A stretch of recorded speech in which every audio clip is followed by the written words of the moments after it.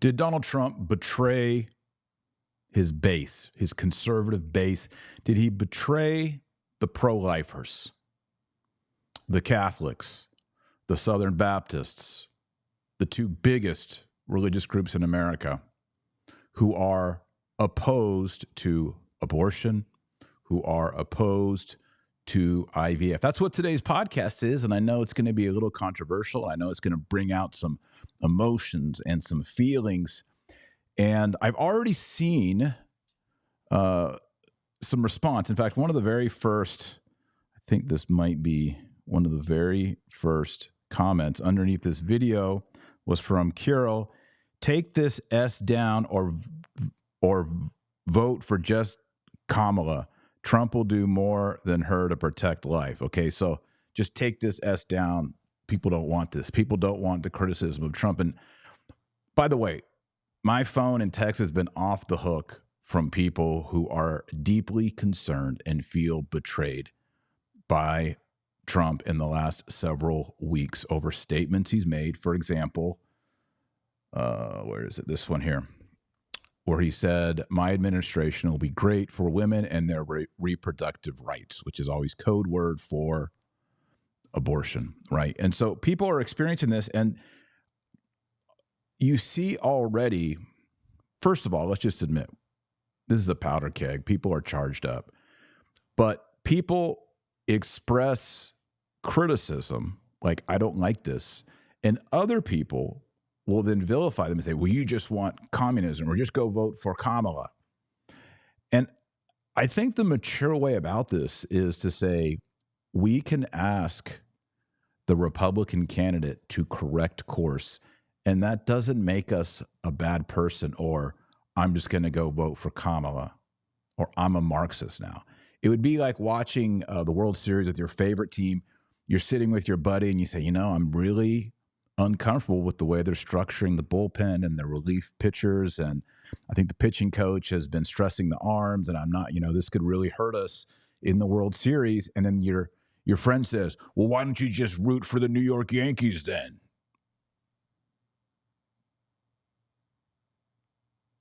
It's a little much. So I'm just asking us to have some cool heads and look at what's going on. And then can we, as Christians, as Catholics, as pro-lifers, say, we don't like this direction. This is not what we want. Yes, we agree that it is better than the platform of Kamala, but we also want more than that. And is that okay? If you agree with that, stick around, maybe give this podcast a thumbs up, a like. And before we move on, this podcast is brought to you by Field of Greens. Is the vegetable and fruit supplement that I use. It tastes great. I like the wild berry, and it's not like other superfoods. All right. This is organic, whole fruits, vegetables selected by doctors for your vital bodily functions, your heart, your kidney, your metabolism, your immune system, and it's backed by their Better Health promise. If your doctor doesn't notice that you have better health after using Field of Greens, you get a full refund. You get your money back. I've been using Field of Greens in the morning. I mix it in my coffee. My skin is better. My digestion is better. Sometimes I put the neutral flavor. Sometimes I use the wild berry in my coffee or in a sports drink. And it tastes great. My 18-year-old son started using it. He switched over to it. And so if you'd like to get the benefits of fruits, vegetables that are properly sourced and in a cocktail designed by doctors for optimal health, I'd encourage you to go to fieldofgreens.com and use my promo code TM, my initials TM. You'll get 15% off and free shipping. The link is also below in the show notes. All right, back to Trump. Here is the controversial video that came out in the last 24 hours. Donald Trump comes out and says, IVF is part of my platform. I am going to use, it seems here, I'd love for some clarification, but taxpayer money, governmental money to fund in vitro fertilization, IVF, or require insurance companies to cover it. And before I run the video, what is IVF? It's in vitro fertilization. It's Latin. And you know, here at the Dr. Taylor Marshall podcast, we love our Latin. And I broke it down over here. I broke it down for you. In Latin means in. Excellent. In vitro, it derives from the neuter word vitrum, which means glass. Glass. So like in the Vulgate, they'll talk about wine in a glass, right? So in vitro fertilization means that the baby, the embryo, is fertilized not in a mother's womb, not in a uterus, not in utero. That's Latin for in the womb. Instead of in utero, it's in vitro. In vitro means in a glass, in a test tube, in a petri dish. All right. Now, the Catholic Church, and we're going to talk about this a little bit later, is 100% opposed to this. It says it is a grave sin because it separates procreation from the sexual act of the husband and wife in procreating new life. It often entails masturbation on the side of the man who masturbates into an apparatus to collect the semen, and then drugs are given to the woman to foster the bringing forth of more ova, more eggs, and then that's taken and put into glass, vitro. And then the kind of horrific part is you're now involved in embryo selection. So you're performing eugenics. You're looking for a boy, you're looking for a girl, you're looking for healthy, unhealthy, all those things. And then the ones that don't get chosen are aborted or placed in a freezer for how long?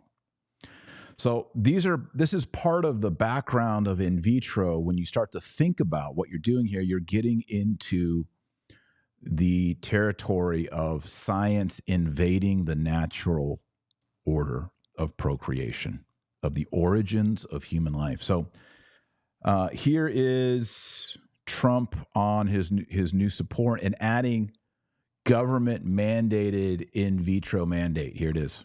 I'm announcing today in a major statement that under the Trump administration, your government will pay for, or your insurance company will be mandated to pay for, all costs associated with IVF treatment, fertilization for women. I'm going to pause here. How about just all treatment? How about natural conception and birth is covered? I mean, my wife and I have 8 kids. We had to pay a lot of money every single time. The government didn't come in and help us. And so that's a little bit frustrating. And also at the very beginning here, I'll keep playing it. You'll notice he's reading off a screen. I really think these are talking points that are being fed to him. But anyway, I'm going to back it up a little bit and keep running it because he does say some good things here, but also some things that, you know, I'm concerned about. IVF treatment, fertilization for women, IVF treatment. Because we want more babies, to put it very nicely. And for this same reason, we will also allow new parents to deduct major newborn expenses from their taxes so that parents that have a beautiful baby will be able. So we're pro-family. Nobody's ever said that before. But the IVF treatments are expensive. It's very hard for many people to do it and to get it. But I've been in favor of IVF right from the beginning. So there it is. So before we get into IVF, I've done a whole podcast video on IVF. I thought it was very careful. People who watched it seemed to really benefit from it. It was called 2 Reasons Why Trump is Wrong on IVF. Again, my background, I served on Catholics for Trump in the last campaign. I was rah, rah, rah. I was all in. But I am increasingly concerned that, well, I'll just be frank. Okay, here's the thing. Trump knows pro-lifers are not going to go and vote Democrat and vote for Kamala. They know that. So what they're doing is they are abandoning those principles and they're rushing into the middle. And they're trying to appear liberal on the topic of abortion so that they can swing over women and minorities, but in particular women, to vote so that they can win, the major 7-ish swing states, particularly Pennsylvania. All right, so that's the strategy here. Here's the problem that I don't think they fully have factored in.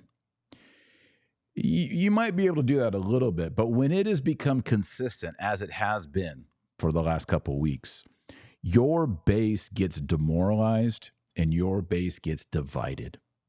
And you go on Facebook and you go on Twitter and you're in chats with your family and people are debating these things. And I have seen people that I know, friends and family, that were hardcore Trump, that I would never, they said, I'm not voting this year. None of them have said, I'm voting for Kamala. Nobody says that. They're like, you know what? I'm so over this. And, we can debate lesser of two evils, right? And, I'm still going to vote for Trump because he is the lesser of two evils. But there's a certain fatigue in people.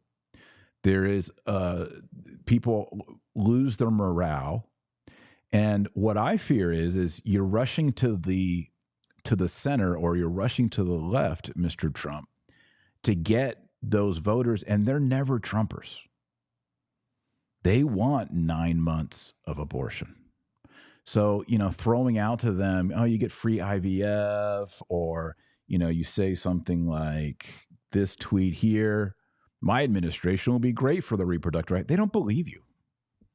They'd much rather have Kamala giving them everything, giving them a Planned Parenthood food truck traveling around to places, providing all kinds of nightmarish health care. And so I don't think Trump gains much of the middle votes. I don't think he's convincing people to come over, just like I think the Amber Rose ruse was a big mistake. It's not winning people. In fact, it's isolating your most enthusiastic supporters. There's also a really good comment here by not Matt Walsh, Michael Knowles. Sorry about that, Michael.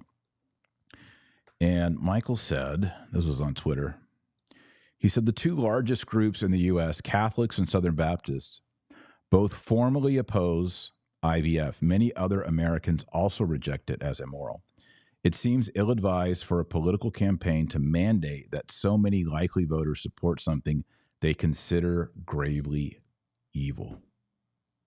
And the frustrating thing is, Republicans will tiptoe all around so as not to offend the LGBT lobby and not to offend Hispanics or the black vote or all these different demographics. But then when it comes to the pro-lifers, they will. And in particular, as it relates to these major two religious groups, the Catholics and the Southern Baptists. So, and my argument is a human at 6 weeks is just as human as you are. Just in the last 48 hours, Trump has said that he's opposing the amendment in Florida. He thinks there needs to be more than 6 weeks. And people are thinking, okay, well, Roe v. Wade's gone. Let's kick it back to the states. And yet Trump now on the state level in Florida is looking for a more liberal expression in Florida. That's another thing that is demoralizing people. And again, I think we can say as voters, we don't like this. And then what's frustrating is people come along and say, why are you being so divisive? Like, I didn't come out with these statements. I'm not the one out there saying, Trump's, Trump's administration will be great for reproductive rights, right? We're having to deal with it. I also tweeted out, said, we Catholics are 100% against Trump taking our taxpayer money to fund IVF procedures. Somebody tell Trump that this is wrong. Catholics and many Protestants will not support this. Extremely disappointing. And we should be able to be grown-ups and say this to him and to one another without everybody throwing stones and saying, well, why don't you just vote for Kamala? Because we're not. But we also need to realize that our culture and our politics is not just a every 4 years, let's get a guy elected. You know, this is changing the culture and the platform of the Republican Party. It is watering things down. And so it's not just about this election. It's about the entire political discourse in America and on planet Earth. And we must be part of that political discourse. I'm going to talk a little bit about IVF, and then I'm going to do some questions and some answers. And one of the things that has been really fascinating for me, particularly on Twitter, is that I've seen a lot of people, I would say 100 maybe people, say, well, I'm Catholic and I think IVF is awesome. I think IVF is pro-life. I think, you know, it helps us have more babies, like Trump said in that clip. And I don't see what the big deal is. And they're not aware that the Catholic Church has formally condemned IVF as gravely sinful. All right, that was done by Rome in a document. Write this down. Donum Vitae, which is Latin for gift of life. And it addresses moral questions on fertility treatments that have, of course, this is a new thing in the story of humanity. And it says what is appropriate and what is not appropriate. And, you know, the short story is that which is appropriate is what helps a man and a woman, married, male and female, to be at optimal health and functionality so that in the reproductive act, y'all know the birds and bees, I don't have to break it down for you, right? A baby can be conceived in the womb of the mother through sexual intercourse, through illicit sexual intercourse. Anything that helps that is good. However, the document, Donum Vitae, Gift of Life, specifically states that in vitro fertilization is immoral and gravely sinful. And it says so unequivocally, and it judges it. And so instead of going through the whole document, I'm just going to read a summary from the United States Catholic bishops.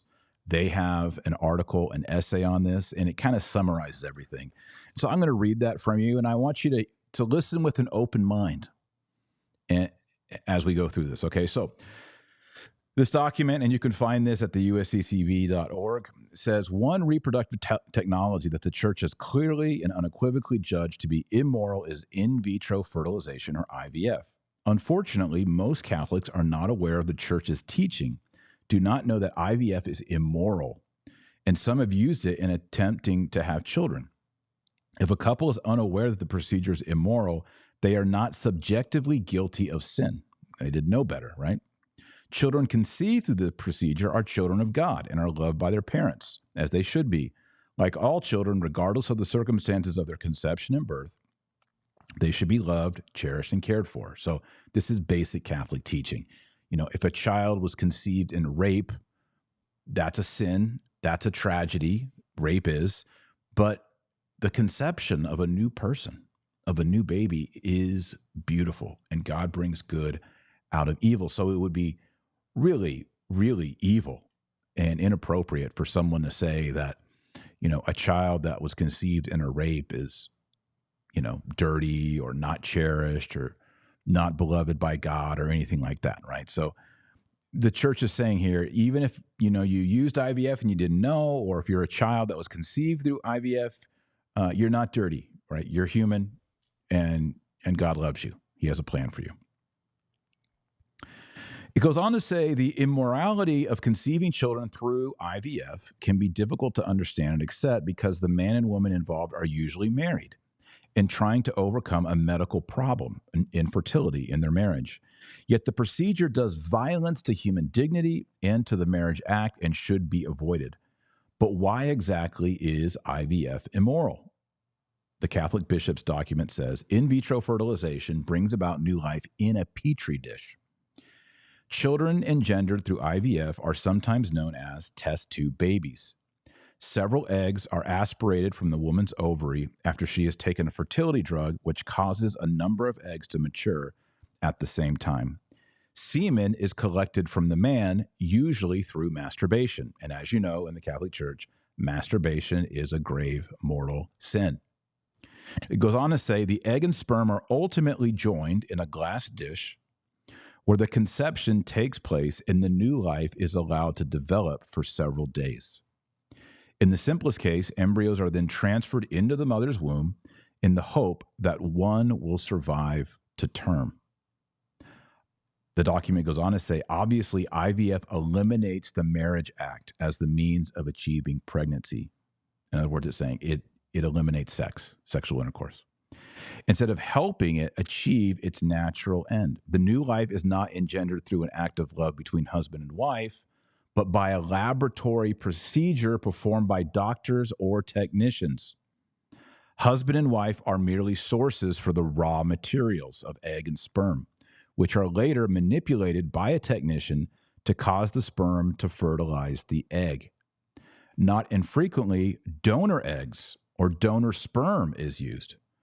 This means that the genetic father or mother of the child could well be someone from outside the marriage. This can create a confusing situation for the child later on, when he or she learns that one parent raising him or her is actually not the biological parent. It also goes on to talk about how expensive it is, at least $10,000, and that over 90% of the embryos that are conceived in the glass perish in the process. You also, as I mentioned earlier, you have several embryos fertilized, conceived, and you pick which is the best one. This is eugenics. Do we really want to be involved in eugenics? And 10% are viable. 10% make it to birth. 90% of those embryos that are conceived perish. They die. It's abortion. How can you say this is pro-life when 90% of the human persons produced from the process perish? So these are the difficulties, and I would encourage you to go check out this document. You can read the full Vatican document called Donum Vitae, or there is an article written by John Haas, supported by the United States Conference of Catholic Bishops. It's called Begotten Not Made, a Catholic View of Reproductive Technology. And I've met Dr. Haas many years ago, and from what I understand, he's a very esteemed moral theologian and has written a good essay here. I found it very educational. So we're going to turn to comments and questions here. I hope that today's podcast shows you the moral difficulties with IVF. As a taxpayer and as a Catholic, I don't want the government taking my money away from me and my wife and my children and paying for Planned Parenthood, paying for the A word, paying for surgeries that mutilate people. And I also don't want them performing this extremely expensive procedure over $10,000 to conceive human babies of which 90% will perish. They won't make it. And in a way, I know this is shocking. Hang with me here. I know this is shocking. But IVF actually kills more babies than just the normal abortion facility because it's creating so many embryos. And those that don't perish are placed in refrigeration, sometimes for over a decade. Do we humans, scientists, technicians, doctors need to be involved in this? The answer, according to Catholics and Southern Baptists, is no. No. We don't need to be there. Now, I know there's probably a lot of people, I haven't checked the chat yet, but there's a lot of people saying, Taylor, you don't understand. My daughter couldn't conceive. She and her husband did IVF. We have a beautiful grandchild, et cetera. It's awesome. We got to do it. But we have to be honest with ourselves. At what cost? How many of your grandchildren perished in the laboratory for that to happen? And is that okay? And remember, the ends do not justify the means. If someone did it and they didn't know, they didn't know. But you know. Now you know. I can hear people say, well, we can't have children. It's easy for you to say, Dr. Marshall, you have 8 beautiful children. Easy for you to say, how dare you wag your finger at us? We're going to use IVF and we're going to try to have a baby, and don't judge us. I understand the pain. I can't imagine what the pain would be like for that. I can't even pretend. I understand that. But we have to go through our moral principles. Masturbating in a cup, not allowed. Freezing embryos, not allowed. Eugenics, choosing the most viable while the others perish, not allowed. I know you want a baby really bad, but these things are not allowed. All right. Heading over to the comments and questions. Before I open up the comments and questions, if you want to take a course on Catholic philosophy, which covers morality and topics of anthropology, theology, natural law, etc., I offer that course over at NSTI, New St. Thomas Institute, NSTI.com. You can see some of the courses there on the screen, and I'd be happy to be your personal professor.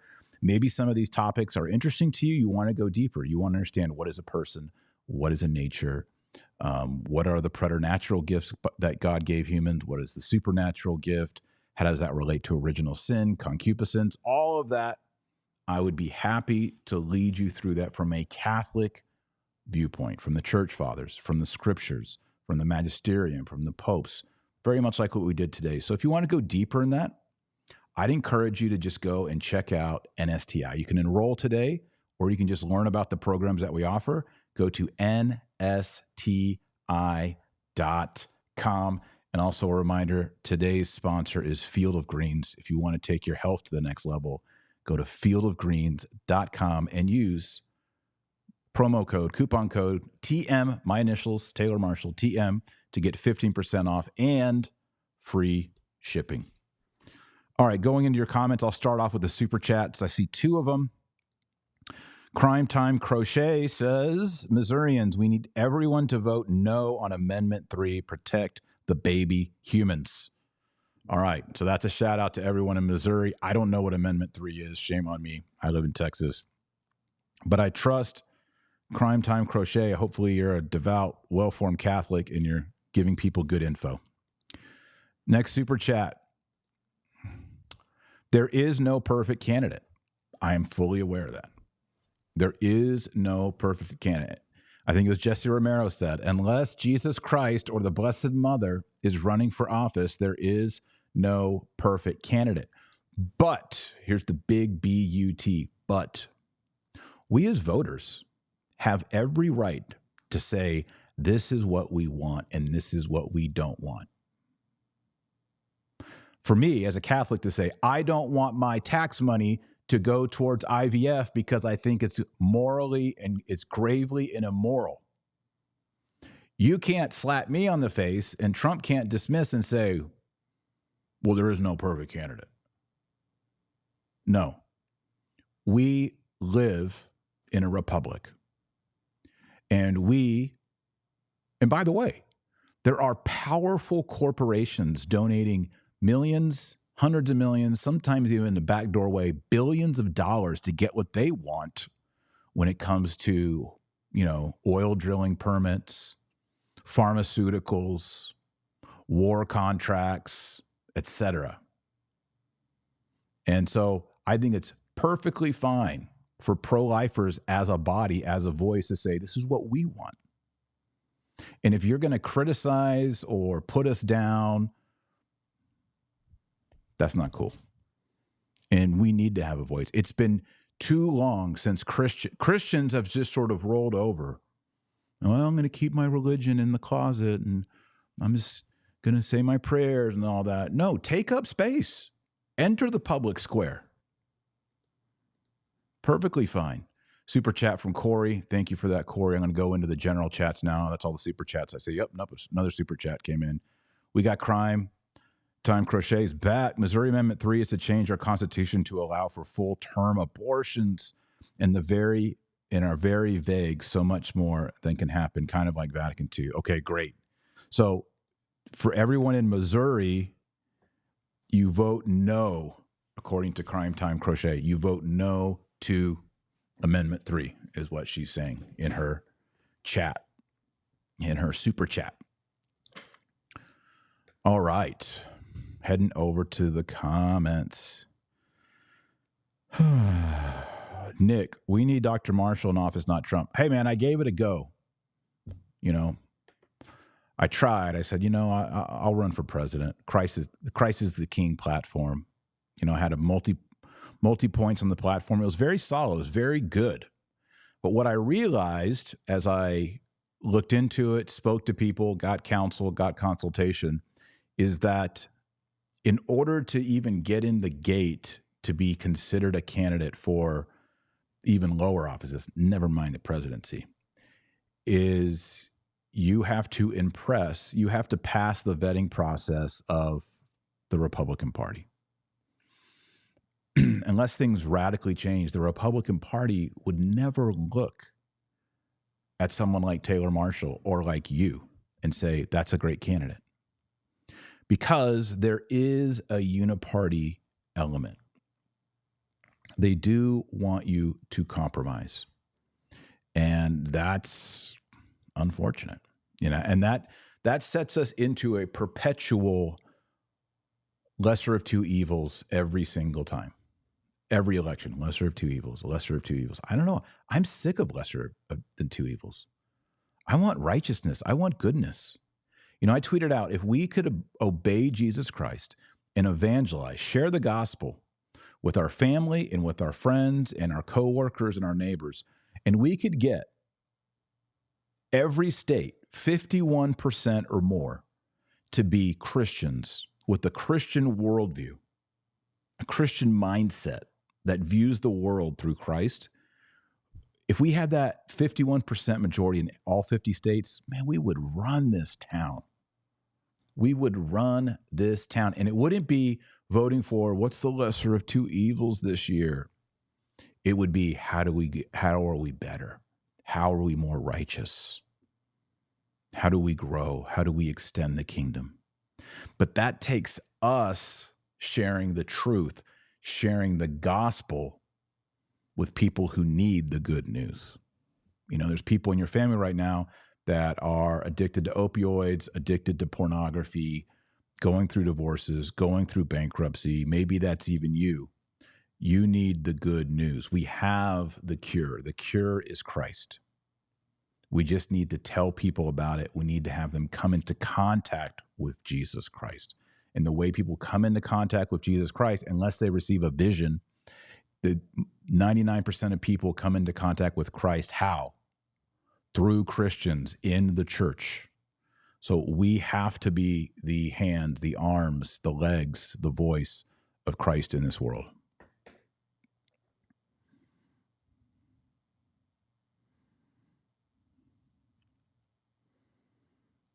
In vino veritas, which is Latin for in wine, truth, says MAGA has deified Trump. I don't know if that's necessarily the case. There is some of that going on. I've never been one of those types. But here's a beautiful comment from Rachel Buckley. She wrote, I chose to be childless rather than go through with IVF. And that's a cross. Rachel is carrying a cross. And I know that that's a painful cross. I know that that's a heavy cross. Almost a little emotional thinking about it, I can't imagine. I remember when my wife, Joy, and I were dating, and then we got engaged and we're talking about children, like, how many kids do you want to have? We were like, let's have 8. I was like, yeah, I want to have 8 too. We were really excited, and we ended up with 8. Worked out amazing. But I can't imagine the pain of, let's have 8. Yeah, let's have 8. And then you get married, and then a year goes by, and 2 years go by, 3 years go by, and then you go to the doctor and you get bad news. I can't imagine how difficult that would be. So I salute you, Rachel, and all those others who do bear this cross, and God has some particular special plan for these people. So thank you, Rachel, for your witness. It's very powerful. Another super chat came in. Kike02 says, are you still voting for Trump, doctor? As of now, yes, I'm voting for Trump. I'm feeling disillusioned. I don't sense that 2024 Trump is 2016 Trump. Maybe he is, and I was just deceived. I don't know, And if you've been watching the Dr.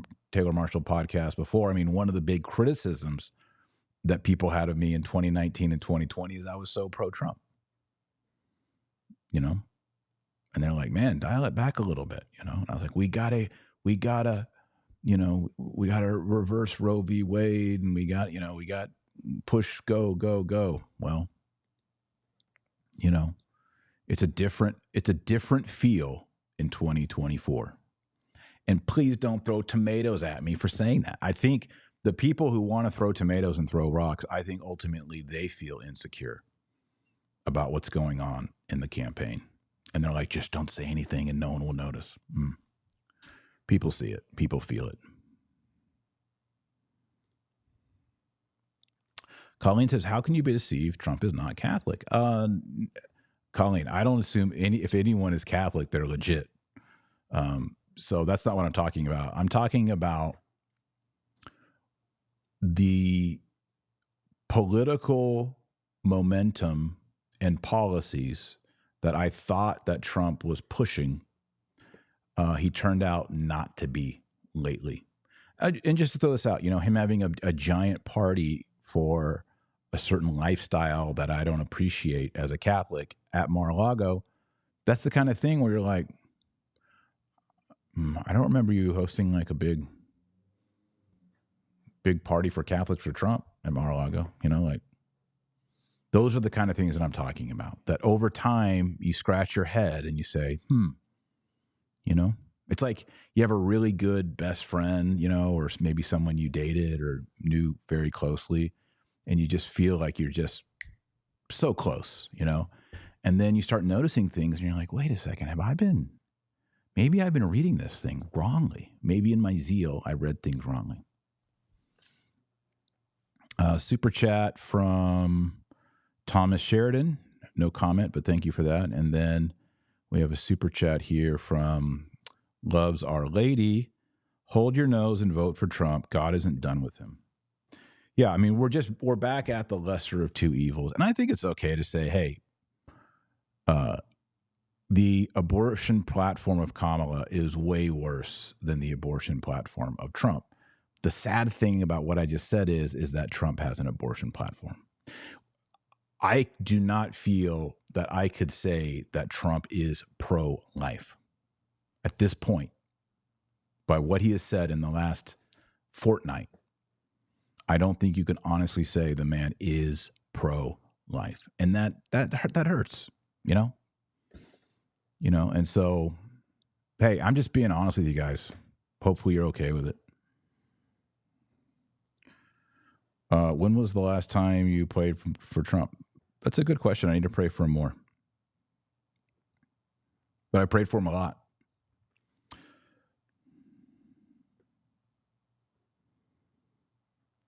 Kennedy Bell Madison, what leverage do you think you have? Do what we say or we'll put the commie in office. No, that's not what I'm saying at all, Kennedy. Do you think I'm here saying do what we say or we're going to vote for Kamala? I mean, we've been talking here for 39 minutes. I don't see how you could have made that conclusion on anything I've said.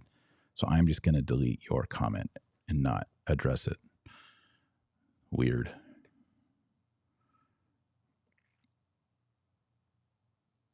Mark Nipper says, no one is saying don't vote for Trump right now, Evan, but this issue deserves pushback, especially after the past statements. I mean, guys, some people are like, we have to win. November, we have to win, do anything. We got to win. And then some of us are thinking, okay, yes, but we're also fighting a sustained war. It's a cultural war. And are we willing to every 4 years take a haircut? Are we willing to give up ground every 4 years? What will we have left in 30 years? What is the GOP, the grand old party? What are Republicans when we just keep selling off pieces of the farm to pay the taxes? Pretty soon there's no farm left. There's a postage stamp left. You know, you have to be long-term strategic on a culture war. A culture war is not winning the presidency every 4 years. It's part of it, but it's not the end-all be-all. And what I'm saying is, hey, Catholics, Protestants, Orthodox, make your voice heard. Say, we're not going to go along with this. Slow them, make them tap the brakes. Make it so maybe in Trump's next speech, he was going to mention it again. He's going to rah IVF, and he said, you know what? We've had so much pushback from our base on this. I think that needs to be cut out of the speech. And like, you're right. We got to back off on that. You know, why can't we do that? You know, and you got the people coming in here, just vote for Kamala, just be a communist. And it's like, you guys don't get it. You're really immature. I think they're just really insecure. Aaron GB, Taylor, I love your honesty. At least you have the gumption to point this out. GOP is dead, thanks to Trump. I don't know if it's thanks to Trump. I think, honestly, the GOP, I mean, I've never officially worked in politics. All right, never have, but I've been around politics. And I'm just surprised how immoral and sleazy, and homosexual and money driven so much of the political grind is. I mean, it's wild. And that's Democrat and Republican, surprisingly, even on the Republican. Juan says it's a spiritual war. It is a spiritual war. And that's why you hear me say all the time, pray your rosary. When you wake up in the morning, pray. Pray at your meals 3 times a day. Pray in the evening. Pray with your kids. Pray the rosary. Read the Bible. Go to church. Get strong. Get equipped. All of those things that I mentioned are 1,000 times more important than how you vote in November. Should you vote? Yes. I'm not doing an either or here, so please don't make me say what I'm not saying. But you cultivating an interior life to be a saint and to be salt and light in the world is way more important than you checking a box on a ballot. So it is a spiritual war. And we have to hold the line. You know, I'm a little disappointed. People say, Taylor Marshall, just be quiet. Whatever Trump says, golf clap, be a cheerleader, go along with it, and let's just get the man elected. That's not my style. I don't think that's how successful organizations work. You know, can you imagine an NFL team winning the Super Bowl where all the players and all the defensive coach, everyone's just golf clap, never offering any counterpoints or criticism or pushback on anything? Is that really how you become successful in sports, business, anything? No. You need a little friction. You need a little pushback. That's how things should be done. And by the way, you're watching the Dr. Taylor Marshall podcast, you know that's what Taylor Marshall thinks about the church. I love the Catholic Church. I love the Pope. I love the papacy. I love the cardinals. I love the bishops, the priests. I love the Jesuits. Boy, you know what? If there's bad stuff happening and there's molesting kids and embezzlement and heresy and liturgical abuse, I'm going to tell you about it. Because I do love it. You know what I mean?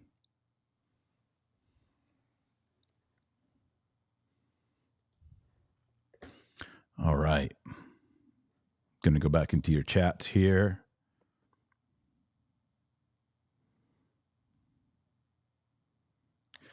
Okay, I disagree with GoPro Joe here. He says this isn't a time to criticize Trump. Do it after he's elected. No, you do it now. You do it now. Because once he's elected as a second-term president, like, do you really, have you ever met Donald Trump? Do you know it? Do you really think he's going to now sit down and say, now tell me more about IVF? Is it wrong? No. This is when it matters. This is when in the cultural war, you're going to score points, because this is critical for Trump. This is when he will listen. He will not listen when he's in the White House. He will listen now. Again, I'm not telling people to bomb the campaign or bomb the election. 100% I'm not saying that. I am saying we can say, please correct course. That's not what we want. Please correct course.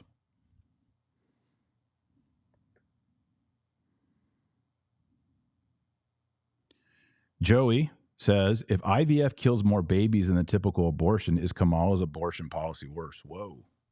Well, no, because Kamala is also promoting IVF. Now, I don't know if she's going to go for taxpayer-funded IVF, which is just crazy to me. By the way, that's kind of like Obamacare. Like when Obama came and said, nuns and Hobby Lobby, they have to pay for contraception. Like, well, we don't believe in contraception. You have to do it. Obamacare was draconian. I mean, this feels a little bit like that. Like we're going to mandate, he uses that word, IVF treatment being paid for by your insurance or by the government. That's a little slow creep to communism. I know some MAGA hats just blew off onto the roof when I said that, but I don't really want the government getting that involved in morality and in paying for treatments.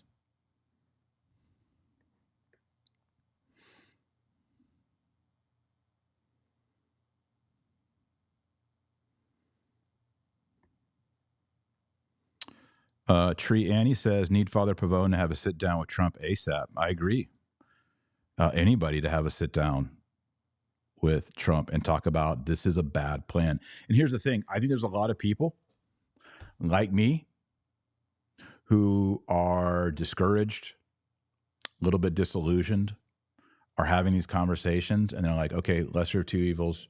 I'm going to go and hold my nose, and I'm going to vote for Trump. But here's another part of the problem is Trump needs that energy. Do you remember the energy that was going into 2016 and 2020? He needs that energy.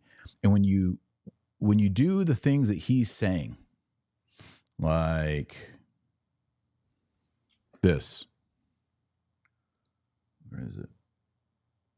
When you say these things like my administration will be great for reproductive rights of women, when you go in and say that, you're going to get the vote. All the Republicans who voted for you before are probably going to vote for you again. But they might not talk about it. They might not put the sign up in their yard or the sticker on their car. They might, just say to their spouse, I'm not excited about this. I feel like we got betrayed, or feel like we got sold out, and that wind in the sails goes away. And Trump needs to understand that. I'm trying to help Trump and say, you need to understand that you got a powerful group of people that are behind you, but you're taking the wind out of their sails. And that's not good for you, because you're over there hanging out with, blue-haired women trying to convince them that you'll give them abortion, and you think that they're going to switch sides and vote for you. Meanwhile, all these pious ladies over here are now a little bit disillusioned. Is that really where you want to go? Is that really how you want to spend your political capital? Right? It's a wager. I think he's making a bad decision. And as a friend, I'm saying, please don't make that decision. Love Our Lady says, hold your nose and vote for Trump. And Mrs. V says, where do I go to tell Trump about this? I don't know. That's why I'm making a video today. I don't have his phone number. And maybe he'll see it, and maybe he won't,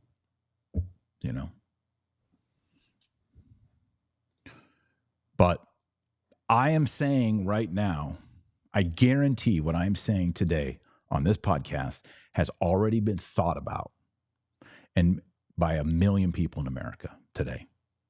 And I bet you the conversation that we're having today, I bet you that conversation was had by 1 to 5 million people today before work by husbands and wives drinking coffee at the kitchen table or at the water cooler at work or text back and forth throughout the day between mother and daughter or brother and brother-in-law. I guarantee it. Millions of people today have had the conversation that we're having right now. And I'm saying out, and you know what? There's probably some people who have watched this or who are watching it who are like, I don't like Taylor Marshall anymore. That's a risk I had to take. You know, I put my toes into the political water. Every time I do that, people get a little upset. I can never thread that needle correctly. But I think it's a service to our nation and it's a service to Christians to say what I'm saying today. And I'm trying to have the courage and the boldness to say it. Even if there's people like Corey Trevor telling me, grow up, man, child.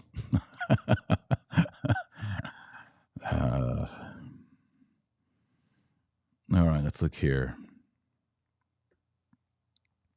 Susanna says, go to Trump on X and tell him you can't vote for him. Well, first of all, Trump's not really active on X. I know he's been posting a little bit, but his handle is real Donald Trump.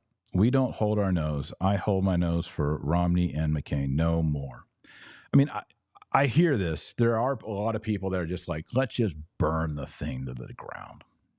You know, I'm not there. Right. I have 8 kids. I don't want to torch the building that we live in with the hope that we survive the inferno of the blazing building, the blazing home, and we survive and are able to build something better down the road. I have hope that there will be something better down the road, but I'm not ready to burn this baby down. You know, I want to slow it down as much as possible and hope that we can harness something to redeem. So I understand that perspective, but that's not my perspective. I'm not there.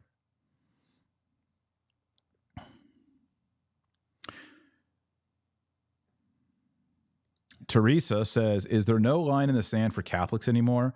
Will Catholics never oppose these two perverse parties?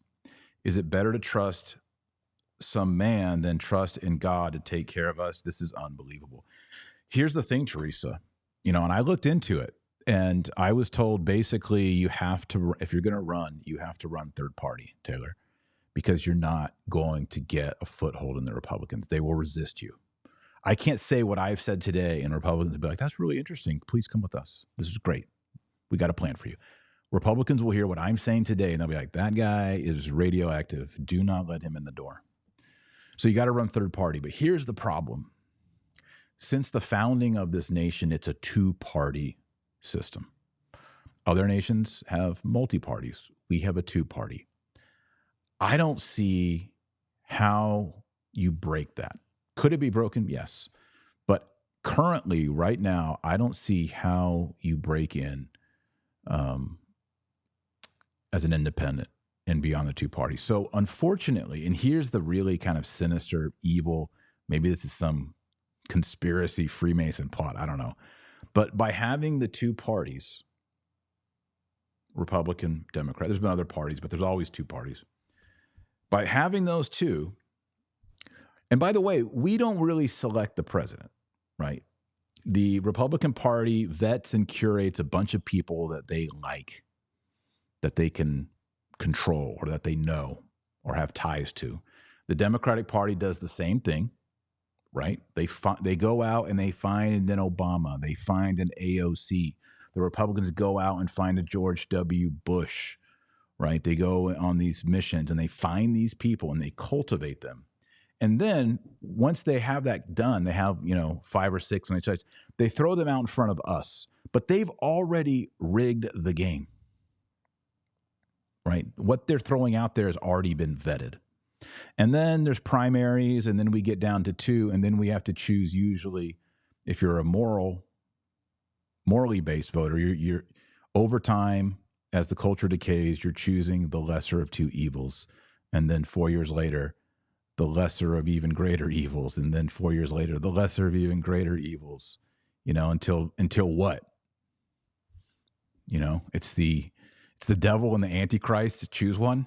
That might actually be what happens. So, yeah, I feel it. And, I just do a little insert here about monarchy, because a lot of Americans are like, monarchy's bad.